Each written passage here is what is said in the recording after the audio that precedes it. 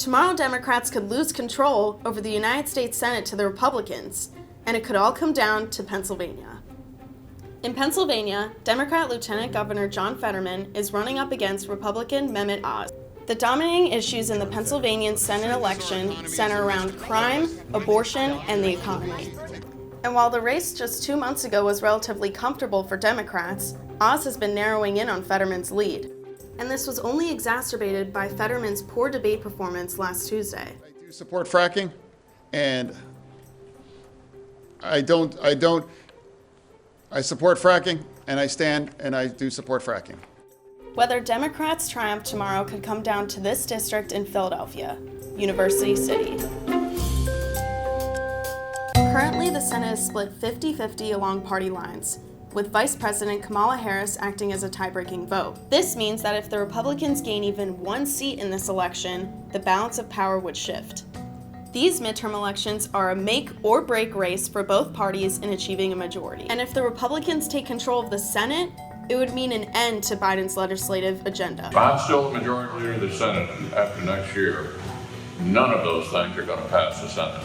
So think of me as the Grim Reaper. And in Pennsylvania, this risk couldn't be higher. However, this election, there will now be over 8 million young people eligible to vote nationwide. With such a large voting bloc, the voter demographic of many states could be drastically changed. And this is especially prevalent in Philadelphia's University City, home to over 300,000 college students studying across multiple universities. And this age demographic is voting more and more. A recent poll expects that youth turnout in the 2022 midterm elections is on track to match or potentially exceed 2018's historic level of participation. I have been in almost a dozen states in the last month.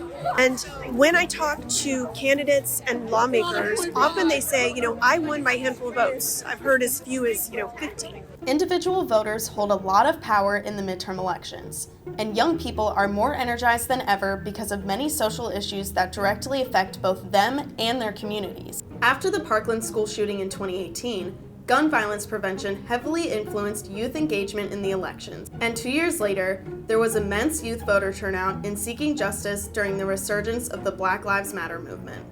This year, abortion could fuel similar outcomes, and polling has reflected this potential. Recent polling has found that more than 3 in 4 young people uphold that abortion should be legal in most or all cases. And even more importantly, 2 in 5 young voters express that their disagreement with the overturn is a major factor spurring them to vote this November 8th. And we're seeing Democratic groups this election capitalizing off this energy. This is sort of our arena. This is what we do. We've been going all out for several months trying to prep for this. On Tuesday, Penn Democrats held a midnight text bank to get out the vote, and on Thursday held a friend bank with Fetterman. And their efforts in University City could ultimately determine how the next 2 years look for our political landscape.